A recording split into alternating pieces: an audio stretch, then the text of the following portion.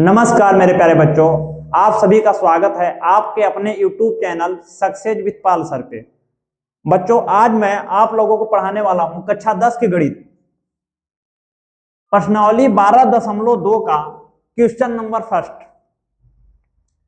बच्चों, मैं आप लोगों को प्रश्नावली 12.1 पढ़ा चुके और उसमें हम लोग ठोसों का पृष्ठीय क्षेत्रफल निकाले हैं और इस प्रश्नावली में हम लोग जितने ठोस बनेंगे उस ठोस का हम लोग आयतन निकालने वाले हैं। ठीक, तो चलिए स्टार्ट करते हैं। पहला क्वेश्चन यहाँ पे लिखा हुआ है बोर्ड पे, आप लोगों को मैं समझा देता हूं। पहला क्वेश्चन लिखा है, एक ठोस एक अर्धगोले पर खड़े एक शंकु के आकार का है जिनकी त्रिज्या 1 cm है तथा शंकु की ऊंचाई उसकी त्रिज्या के बराबर है। इस ठोस का आयतन पाई के पदों में ज्ञात कीजिए। देखिए, मैं चित्र के माध्यम से आप लोगों को समझा दे रहा हूं। ये ठोस है, इस अर्धगोले पे ये शंकु के आकार का खड़ा है। ठीक, इस टाइप का ठोस है। इस ठोस की जो त्रिज्या है वो 1 सेमी दिया है और इस शंकु की जो ऊंचाई है इस ठोस की त्रिज्या के बराबर है। यहाँ पे लिखा है शंकु की ऊंचाई उसकी त्रिज्या के बराबर है, इसकी जो ऊंचाई है वो त्रिज्या के बराबर है और इसका हमको आयतन ज्ञात करना है पाई के पदों में। ठीक, चलिए तो हम सर्वप्रथम लिख लेंगे, जो दिया है उसको लिख लेते हैं। दिया है, यहां लिखेंगे दिया है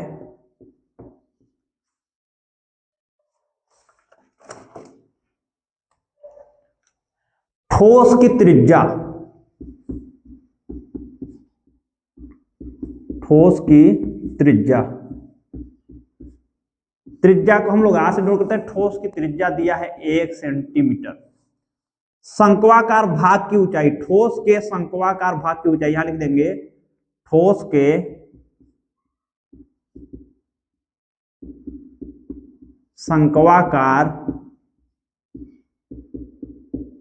भाग की ऊंचाई, ये ऊंचाई जो है त्रिज्या के बराबर है। ठीक, त्रिज्या यहां 1 cm है तो ऊंचाई भी हो जाएगी 1 सेंटीमीटर। ठीक, चलिए इस ठोस का हम लोग आयतन निकालते हैं। यहां लिखेंगे अतः ठोस का आयतन।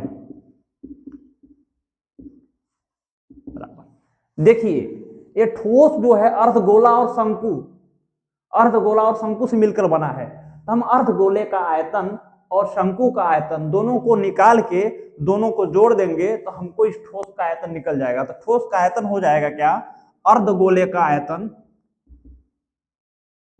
अर्धगोले का आयतन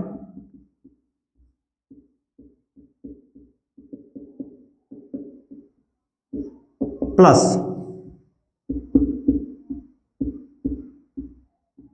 शंकु का आयतन।